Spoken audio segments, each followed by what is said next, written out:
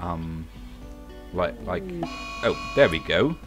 It's the second day and we have our first threat. That's really random for you, or I guess it's more the rough condition. So, a pack of man-hunting raccoons. That's already much worse than what I have encountered earlier. In an earlier playthrough, the first threat of a colony was also a manhunter pack, but it was man-hunting chickens, for example, or man-hunting squirrels, or a hare, or something like that. But yeah, this time it's raccoons, and it's actually 3. Not just 1, it's 3. I think if they gang up on one of my colonists, they might actually down them. So I am actively considering this a threat. Let's see where everything is. Everyone, sorry. Green bear's right here, and right hand is down there. Actually, the solar generator needs to power this battery.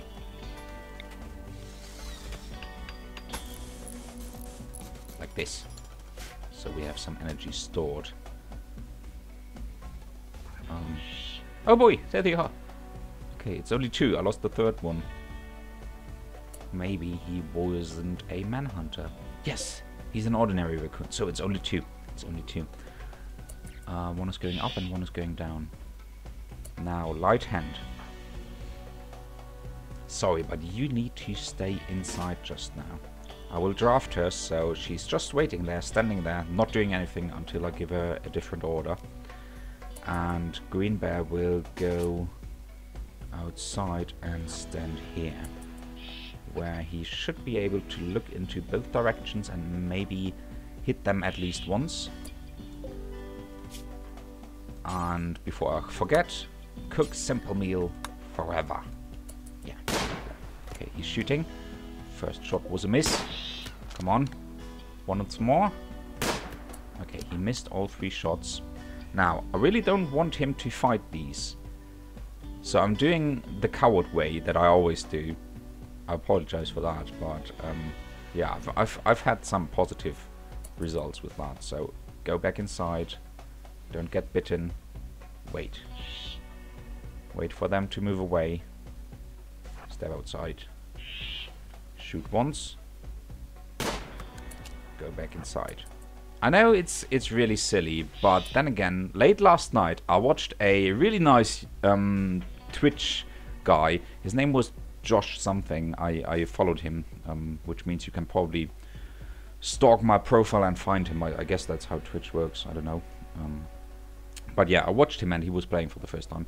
And his entire colony almost died due to man-hunting does. And does are really not that much of a threat, but they just kept incapacitating his colonists, and he couldn't do anything about it. He couldn't get them into his safe zone. So, yeah, that was quite embarrassing, actually. It went for like over an hour, the entire thing, until the does fell asleep, and then they lose their man-hunting condition. Okay, now they are attacking my wooden door, and wooden doors are essentially the weakest kind of door, which means they only have 100 hit points and they get destroyed really easily. Now, I want Light Hand, who's my constructor, to repair it, but I don't want her to immediately, as soon as she finishes, to walk out and get bitten. So, I am using zones, which is one of the first very complex things of this game. Sorry for having the game paused, but yeah, this is a threat. So, we have 2 different types of zones, one for humans and one for animals. For some reason, I don't know why they can't mix, it's just rules of the game. So we have our first human area, and since I essentially only need 1 human area, which is the human danger zone, I will call it that. And I will have 2 different animal areas. First, this is just something that I always do, really, on all my colonies. First one is pasture, and second one is the animal danger zone. Right, and that's it. You just close it, But now you have to actually put down those zones. Where should they be? Now, I'm currently only interested in the human danger zone, and I'll just put it right here. That means she is allowed to interact with this entire wall, for example, and this door, but she's not allowed to step outside, so she won't do it. If I were to put down this as the human danger zone as well, which I will do later, that would mean they are allowed to travel in between here if they move straight from one door to the other. I don't want that just now. That would defeat the entire purpose, so I won't do it. I won't... yeah, I will just start the game. Oh, sorry, I need to undraft you. And now you may please repair the door just very quickly. Now, raccoons aren't very strong, thankfully. If this was a... I don't know, a wolf or something, they might have destroyed the door quickly. But yeah, Green Bear may take another 2 shots, which he completely wasted. And another thing that a smart person would do, they would actually restrict light hand to the human danger zone, because otherwise everything else we did so far is completely pointless. So yeah, she was just about to go outside. I don't want that. Stop it. Yeah, you mine. That's fine. Green Bear, go inside. Whew, close one. Oh boy, see, that's what I mean. There were like 3, 4 different steps in order to make Light Hand stay inside this room. And I guess it's explained in the tutorial, but I never played that. I don't know how I learned about all these things in the game. I guess I just played a long time and lost a lot of people. Okay, Green Bear, another try. Why can't you hit like 8? You're a professional. You should be able to hit some raccoons. Well, okay. Alright. You will probably get bitten now. Nope, nope. The raccoon is even lousier at fighting than Green Bears.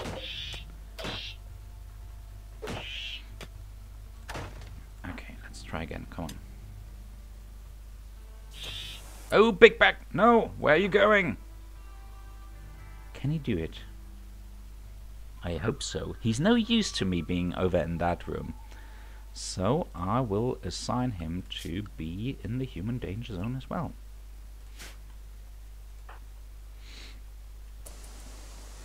And meanwhile, Green Bear will fight. Come on, hit at least once. I mean, the first shot isn't too dangerous. It doesn't even make most animals bleed, which is what I'm aiming for right here. There are 2 ways to overcome these creatures without actually fighting them mano a mano to the death. One is to hit them often enough that they start bleeding, and then you just hide in your room for them to bleed out. And the second option is to just wait for them to fall asleep. As I said, then they are losing their hunting condition. Sometimes they're even losing it just like that after a while. Okay, should I let Green Bear just fight them? Yeah, I will let him just punch him. The first raccoon at least, as long as the other is still away. That means Green Bear will be hurt now. But I really hope that he'll survive it. In the meantime, the other 2 guys are really bored in the background. You can see it by the little clock symbol here. They have nothing to do. They are idling around. So I give them something to do. And I don't have any wood. Yes, I do. 18. That's not enough. Still, I have to do it. Butchering table. Maybe I could do it out of steel. How much steel do I have? Yes, that's enough. I will make a steel butcher table, which is complete waste of resources, really, to build it in steel. I don't think that it does anything to production quality or speed or something like that. It's really just whatever resources you have at your disposal, and I have lots of wood, but I can't get to it just now. So I will put it down right here. I don't even have enough wood for that. Oh man, this is really stupid. No, I won't do it. I'll put it down in wood. Yeah, like this. Yeah, and I'll just leave them to it. Okay, Green Bear is fighting. And he is now retreating. How is he feeling? It's not too bad. Okay, you know what? Nope, we're going for all-out war. Attack. You have a pistol. That's fine, yes. Go outside. Go here. Fight! To the death! Okay, one of the raccoons is dead. That's good.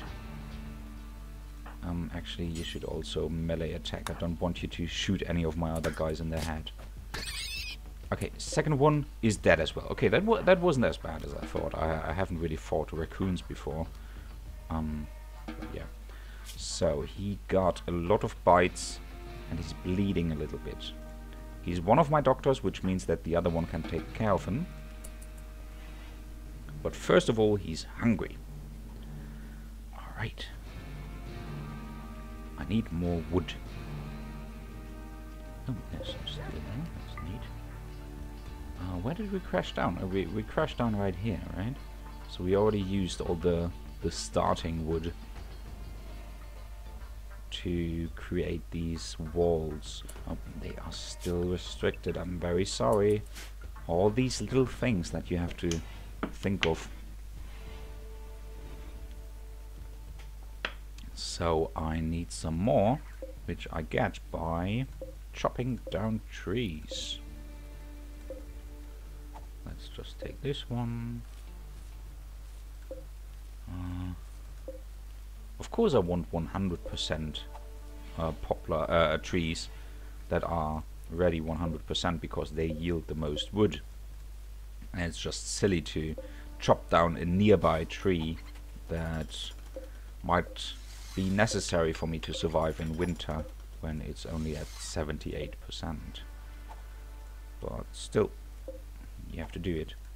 Okay, I will also chop down some trees around this solar panel because I have no idea whether those affect the outcome of my power generator, my thingy, my solar generator, and that's what it's called. Okay, and since it's night time, it's 10 PM, we won't get any sun. That's just how nighttime works. Okay, that's good. Big Mac is taking care of Green Bear. Patching up his... Wait, what? Oh, there we go. His bites. Yes. Good fight. Good fight. You are a good man, Green Bear. You have not much value apart from being a fighter in this colony. But you did this well with the help of others. Oh, you found some wood down here as well. Oh, right. Yeah, you have to chop down these trees in order to start sowing, which you should actually do. Yeah, you should stop constructing. Well, just this. Just finish this, and then you should get back to growing. Because as soon as you put the seeds in the ground, you don't really have to do anything else about it anymore. It's just good to work on its own. It's nature is doing its magic.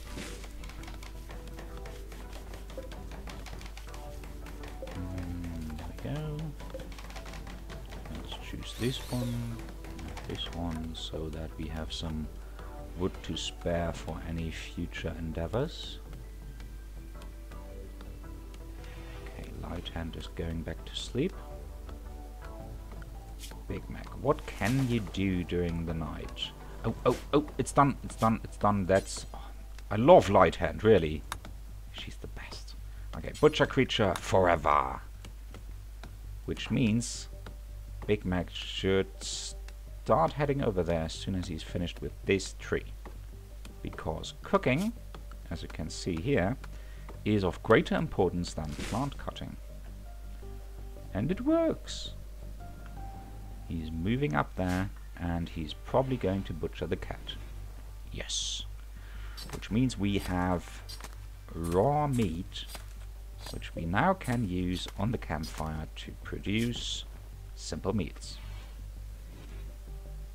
And there he goes, because cooking is more important than cooking. No, actually butchering and cooking is both the same. It's considered cooking.